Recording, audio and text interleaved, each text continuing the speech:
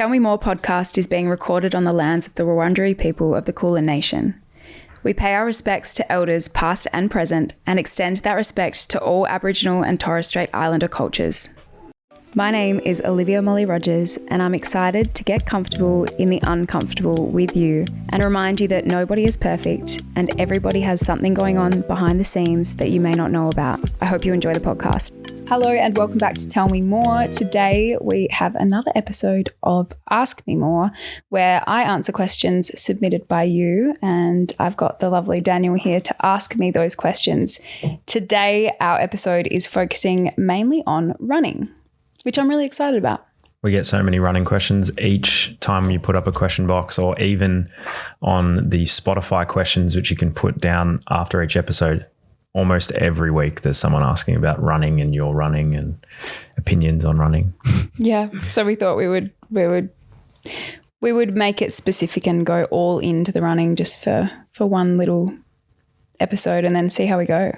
Because we had so many questions, I love running. I can answer some of them, but I'm not qualified to answer all of them. So we have brought in a running expert for this episode as well to answer some of your questions. So we'll start with yours and then we'll jump into running experts questions. All right. Have you always been a runner? Absolutely not. I hated running at school. I would come up with every excuse under the sun to get out of running. I'd say I had a sore ankle and I would sort of pretend to limp and then I'd forget which ankle I had said was sore, and so I'd mess up my limp. I'd say that I had my period so I couldn't run, which definitely isn't a thing. But yeah, I always came up with the excuses because I didn't like it. Everything hurt. I hated the way that my lungs felt, and I just had decided that I wasn't a runner. So I left it at that and was like, nah, it's just not for me. How did you get into running? So I got into running for the wrong reasons. It was spurred on by my modelling agency at the time when they had told me to lose weight, and they basically told me that was a good way to do it. So regretfully, my introduction to running was not a great one, but I decided that I should get into it, and I sort of forced myself to, and I fell in love with it.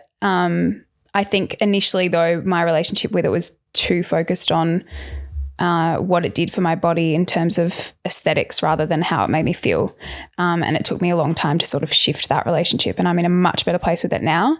But when I got into it, I didn't really have anyone helping me. I just kind of made it up, and I would Google some things, but I basically just decided to run and walk, and I would set myself a goal. This was just around my house in Adelaide, and I'd see a tree or a Stoby pole and be like, I'm going to run to that point and then walk for a bit, and then I would set another point that I would run to, and then eventually, like super gradually, I would get to that initial goalpost and be like, oh, I feel quite good, I'm going to run past it. So it was very gradual, and yeah, then I just started to really enjoy it. And I think once you pass certain distances that you never thought you would, it gets quite addictive, and you're like, oh wow, it's nice to set a challenge and to be able to achieve it. That's what I love about it. Once you got going, how did you increase your speed? That took a really long time. I think similarly to my mindset of being like, I'm not a runner, I convinced myself that I was just a slow runner, and I was always going to run at a kind of slow pace and I would never be able to get faster. But I think like anything, if you work at it and you're consistent, then you can. I did it with the help of a program, and Caitlin, who we're getting on, she coached me multiple times over the years, and that really helped. But also I think just getting past that barrier and just thinking that I actually could improve my pace was something that really helped. But interval training and following a program is a really good way to do it. Do you have any safety tips as a woman going for a run? Yeah, unfortunately running isn't that safe as a woman. I will never run in the dark, whether that's early in the morning or at nighttime, and that's particularly difficult in winter because the days are so short. But I, for that reason, have a membership at the gym, and I run on the treadmill when it is dark. I know that's not possible for everyone, but yeah, that's what I do to solve that issue. I also have notifications on Strava that when I start my run, it's synced up so that it sends a message out to my safety people. And that's my mum. Even though she lives in Adelaide, I like her to know where I'm at. And then my partner as well. And I will always tell someone when I'm going for a run, and roughly how long it will be. I also have Find My Friends on like for a few people in my life, and that just helps to make me feel safe. And then I don't have my music up too loud. I try and keep really aware of my surroundings. Unfortunately, there are just so many things that I think become automatic as a woman when you're running, that when I've spoken to male friends who run, they literally don't think about any of these things. But yeah, we have to. On another note, completely, favorite tights that don't fall down and running gear in general. Yeah, I find you have to run test your activewear. You might get a pair of tights that feel great and they're great for like Pilates or whatever, but as soon as you start running, I find nothing more annoying than tights that are falling down when you're running and having to hoist them up constantly. I have a few pairs by New Balance that I love. I always forget, is it 2XU or 2XU? It's 2XU. 2XU. 2XU. I have some really good compression tights from them. More recently, I got some running shorts from Uniqlo and they're really good. They don't move. And what are some other brands? I think they're probably my top go-to. There are so many more technical running questions in here, so I think it's a good time to bring in our running expert, Caitlin. Let's do it.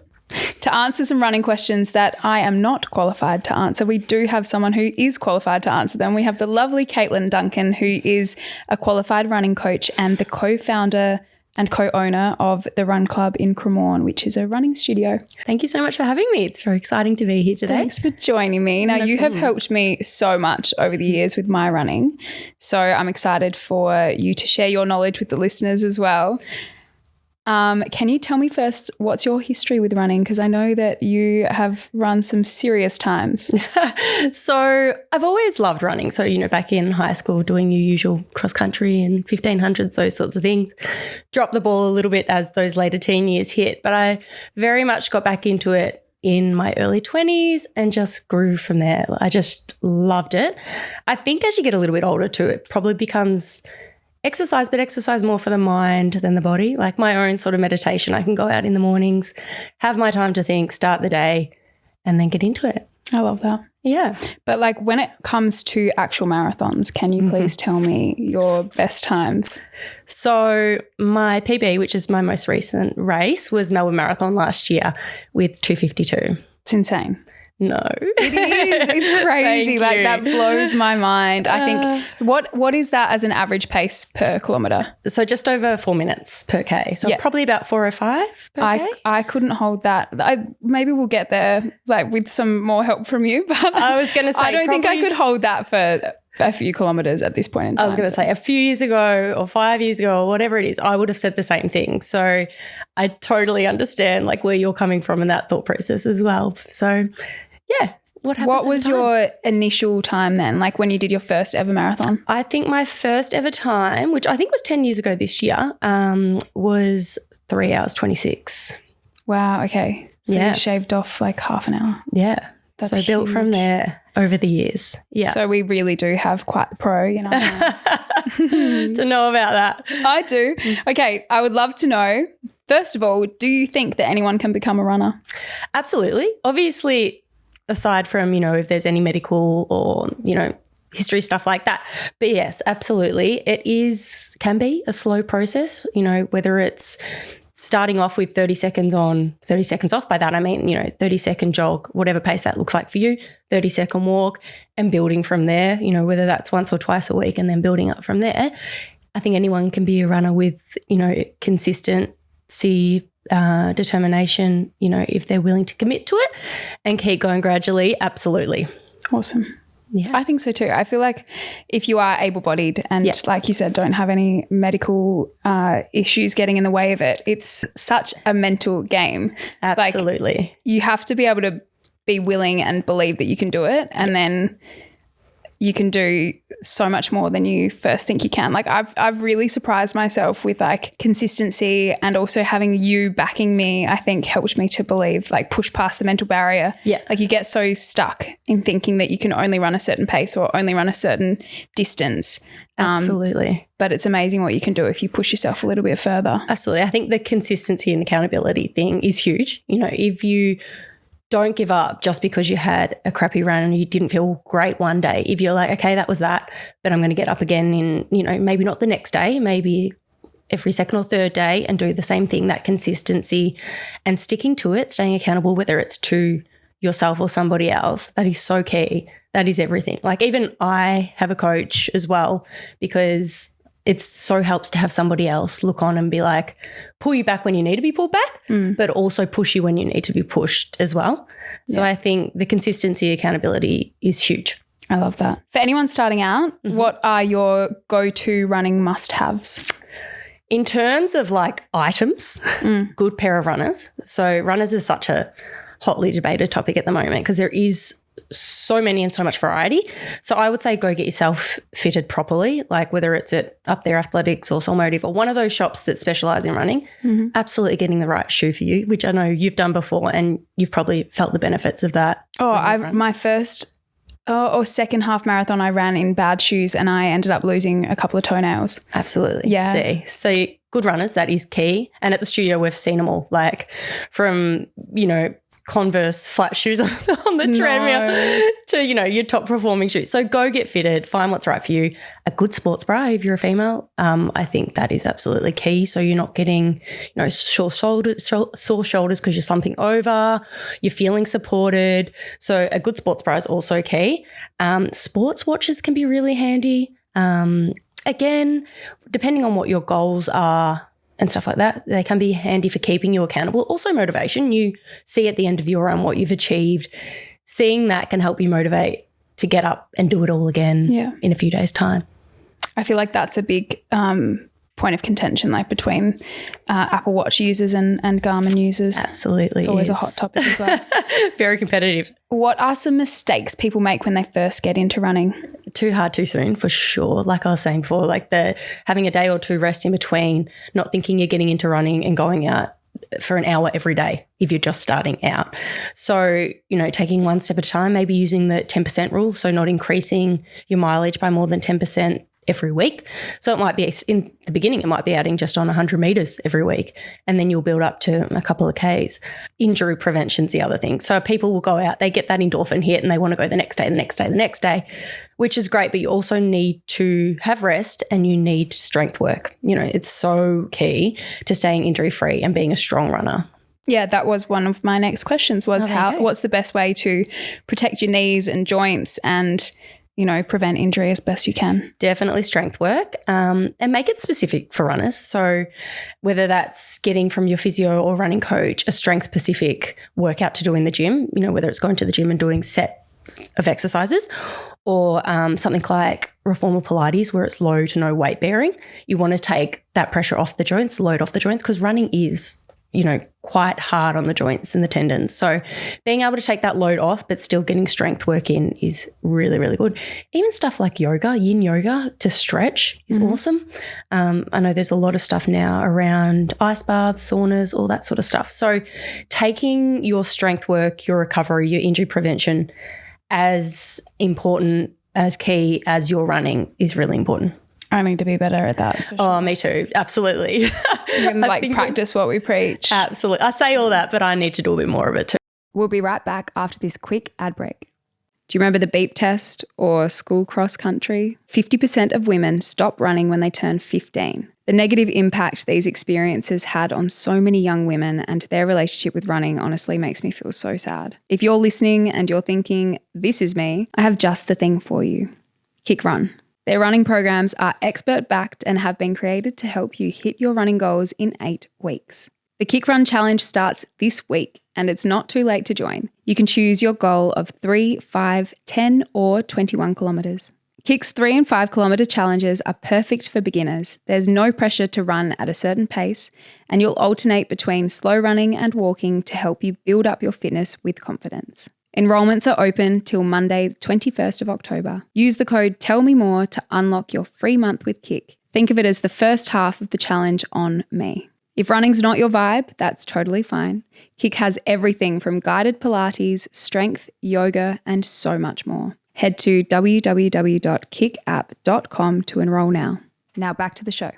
So when it comes to technique, a lot of people have messaged me saying that they're scared to start out running because they are worried about how they look.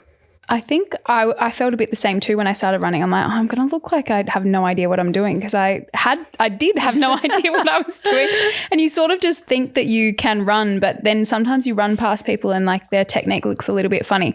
What would you suggest you should think about when it comes to technique? Like some sort of easy things to think about. Yeah. It's funny you say that. Like you look at kids run and they've actually got, most of them, perfect technique. Really? Like it's so natural for us to be able to run, but it's lifestyle things like sitting at office chairs or sitting in our car that affect these things or, injuries, things like that.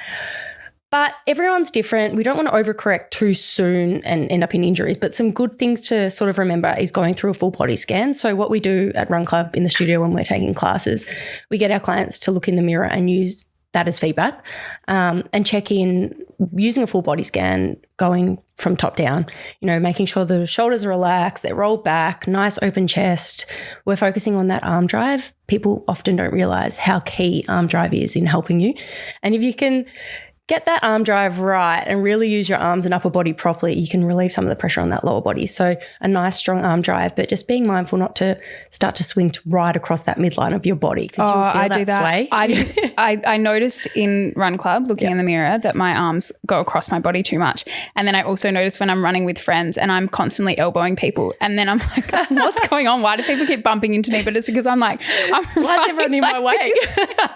It's a me problem, not a them problem. I need to work on that. But often people will start out really good and as fatigue kicks in, we can slouch over, all those little things start to give way. So it's having these little reminders in your head to be able to be like, okay, even if you're running out with no mirror in front of you, you're running outside, it is also a good distraction. It's like, okay, you run on a long run or whatever it is. It's like, distract myself. How's my form? Shoulders roll back, arm swings nice and strong front to back, cores engaged, we're lifting through the knees, we're aiming for that mid to forefoot landing, all that sort of stuff, being able to go through that full body scan and just checking in if there's something you need to work on. So for me, sometimes if I get fatigued, I might start to drop through the knees and become a bit lazy with my turnover. So it might be making sure I'm still lifting through the knees and I'll be like, you know what, for the next 2Ks, that's what I'm going to focus on. And it just helps take the time away as well. Yeah. Yeah, good distraction. That is a good segue into how do you stay motivated? Just remember why they are running. What are you out there to achieve? Whether it's to train for a marathon, whether it is for a charity, for a cause, whether it's for yourself, your own, your own physical or mental health or both. Remember why you are out there. Also, of course, distractions are good, listening to music, listening to podcasts. I'll often run with just because safety's a thing as well. So running with one headphone in so you can still be aware of what's going on, but having podcasts and music ready to go. Often on a long run, I'll start off with a podcast and listening to a podcast because, it's all fine at the start. And then in that second half where you're like, oh, God. Everyone starts to annoy you. Yeah. And it's like, I've got all that way to go back, I think. And you can feel your pace dropping a bit. I think then it's time to turn on a good playlist and have a good one prepared. Something I always think about is that feeling, if I stop now, how will I feel? Like, immediate relief, feel great. But how will I feel for the rest of the day? I'll feel shocking and be annoyed at myself versus the short-term pain of getting this done and then being able to, get home, have your shower, have your breakfast, feel great for the rest of the day. That's definitely the thing that gets me though, is thinking about the feeling at the end. Yeah, or the coffee at the end that keeps me going. Yeah, whatever the thing is that you're looking forward to. Often it's, coffee or an acai or like a really good smoothie. Yeah. Or when you're really thirsty, like smashing a Powerade or something. Slurpees are now my go-to as the weather gets warmer. Think about a Slurpee. Yeah, that's a good You won't one. go back from that. But even preparing that. So if okay, I'm really not that motivated for tomorrow, go buy whatever it is that you want to really look forward to, have it in the fridge or the pantry, whatever, and know that that's at the end for you. Yeah, that's a good idea. I also find like putting your gear out the night before, like it's so simple, and I think everybody knows that this is a simple way to do it, but it really does work. Like I feel like if my runners are there, all my gear's there ready to go, I have less decisions to make. Yep, totally. And it's going to make me more likely to get out there and get it done. Yeah, and if you can have someone to train with as well, like if you have someone that's training for the same thing or wants to go for a run or do a similar distance, arrange a time to meet them because you're less likely to bail on somebody else. Yeah. If someone doesn't have access to a program, because, they cost money, what would you suggest as an easy way to get into running, slowly? Like for me, when I started, I just sort of aimed for a tree and I'd be like, I'll run there. And then, what would you recommend loosely for people if they don't have access to a program? And that's the thing, running can be an expensive sport, even with the watches, Garmin's, Apple watches, they're expensive as well. So if you don't have sort of the luxury of going, okay, I'm going to run 100 meters, walk 100 meters, it might be starting off by going, okay, I'm going to run to the tree at the end of the road. The next week, I'm going to cross that road and run to that next tree. So I would say, have something that you can measure, like whether that is the trees or whether it is your watch. But I would say use things that are measurable so you can see that improvement, because that's what's going to keep you motivated. So, and start off with a walk-run program so you're not just going out there and smashing yourself. I've had so many people say, do I just get started by going out and seeing how far I can run till I can't run anymore? I'm like, probably not, because you won't run again for a week. So, start off with a minute on, a minute off, or running to the tree and then walking back, running to the tree, walking back, and maybe do a few reps to begin with, see how that feels for you, and then build from there. Oh, that's really good advice. Yeah. How do you go getting back into running after you've been injured? I think like there's this lack of confidence that comes with having an injury and being so scared that you're going to hurt yourself again. Yeah. There's that, but then also, not like taking enough time to actually get better and not re-injure yourself. Yeah, totally. And I think the flip side of that, it's like you said, both sides, your fear of being re-injured or just that itch to get out there and get out there too soon, and then you undo all that rehab work that you've done and you're back you are worse than where you started. I think, again, it's being accountable. If you're working with a physio, be guided by them. Don't push it like I have done in the past where they say, do this 3 reps, and I'll be like, all right, make that 6. And then you end up worse than you were in the start. So I think if you're going to engage someone like a physio, an osteo, a podiatrist or something to help you through your injury and your rehab, listen to them, really listen to them, be accountable to them. Anyone who loves running or fitness in general, it can be so hard to listen to your body, whether that be with an injury or sickness. You get a cold and you're like, I'll be fine to go for a run. But all you do is make yourself sicker for longer. Absolutely. Yeah. You do. So you'll get it back. It just takes time. It takes patience. Yeah. All the fun stuff. Similar to time off for injury and illness, you have had time off when you gave birth to your 2 boys. Yes. I had a question about running after giving birth. Any tips for returning to running after exercise clearance postpartum? Yes. Again, I feel I've talked a lot about physios here, but I would definitely see a specialist, a physio that specialises in pelvic floor, get the okay from them. You're probably going to get the okay from your obstetrician or your doctor to go ahead. I would just be doubly sure by going to see a specialist physio to make sure you're all good, you're good to go, and then just starting off slow. And again, run by feel. When I was pregnant, you can get in this. I was running when I was pregnant. I had the clearance from the doctor, and I was lucky enough to feel good to be doing that. But, take your watch off, take all those things off that we've just said, measuring's good. When you're just getting back into it or lacking that confidence or, not feeling like your normal self, like which often women do after birth, take those measurable things off, just run by feel. Once you've got the clearance, see how you go. Don't be disheartened by numbers or pace or distance. Just run by feel and gradually get back into it. Very good advice, as always. One that always comes up and one that I probably need to listen to more, easy warm-ups and recovery tips.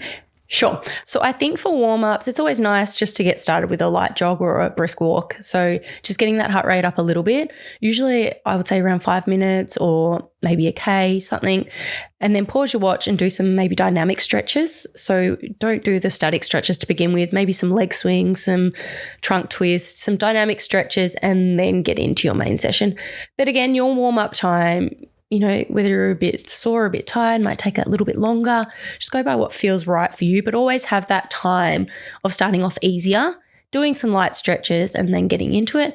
Same at the end, you know, finish your session a little bit slower, bring that heart rate down gradually, and then maybe have some static stretches, spend some time. Again, we all need to be better at this. Sometimes I'm in like rushing, washing my hair, doing, you know, stretching my quad in the shower. You know, you got to do it when you can.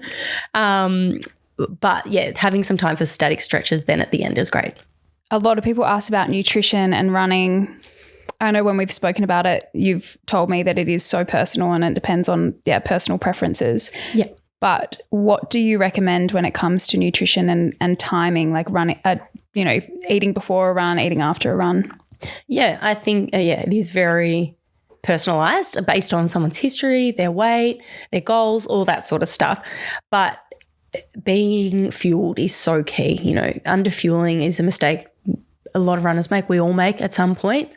You're not going to get as much out of your workout, especially if it is a quality workout. So by quality, I mean, you know, a speed session or a hill session. You're not going to have it there on the day to be able to give if you're not under-fueled. And eating afterwards is key as well. You need to refuel, especially your muscles will be depleted. You'll need to just get that into your body. Something key, and I think we've spoken about this before, it works for me, works for you.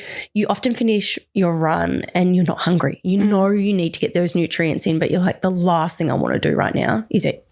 So smoothies are a great option. Yeah. Chuck it all in, you know, your banana, getting some carbs back in, yogurt, full cream milk, getting really key nutrition in after that run will be vital. You'll recover so much better.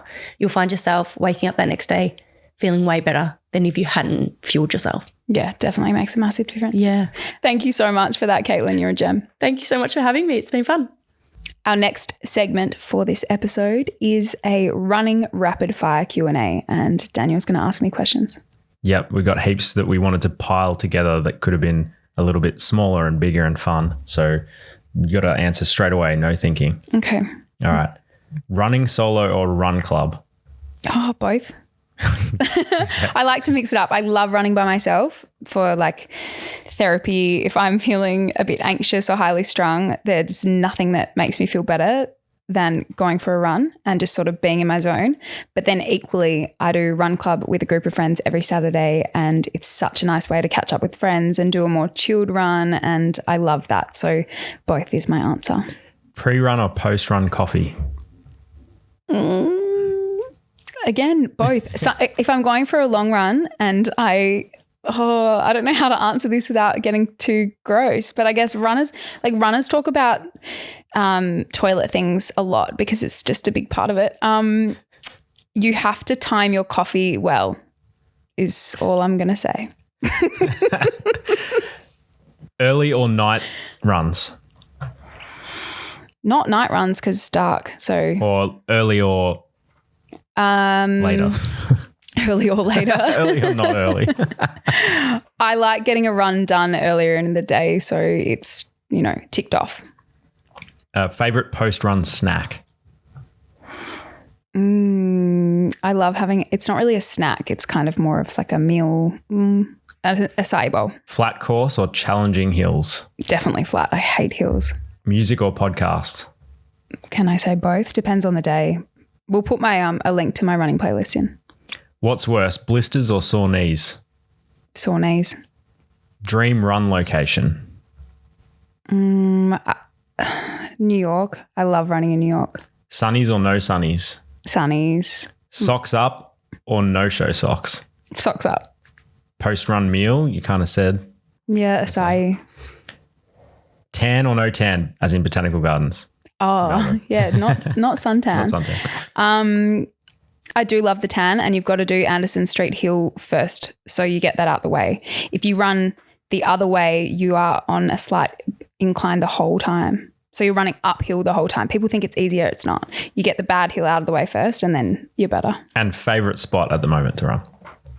Along the Yarra. I love running along the Yarra. It can get a little bit boring, but if you run towards the Docklands and the people watching is like nothing else. Well done. Thank you. And we are going to finish now? Yep. Yeah. As we always do, we'll wrap this up with oranges and lemons. You want to go first, Dan? Sure. Well, my oranges was my birthday yesterday and I went and had a hit of golf with my brother and my dad. That's so I had a drink wholesome. after. It was good. It was such a nice day. I mean, it wasn't like, it was a bit overcast, but it was like 18 and it was perfect golf weather. That's nice. I'm happy for you. Hit them horribly though, which is probably my lemon. But if anyone's a golfer out there or has ever played golf, if you hit one or two good shots in a round, it makes you go back. It's like, yeah, you get So they're the a itch. lime. So It's a bit of a lime. yeah. Yeah. So now I'm kind of I haven't played in a little while. I've played twice in the last month and now I've kind of got the itch. So You should get that checked. yeah. Nice.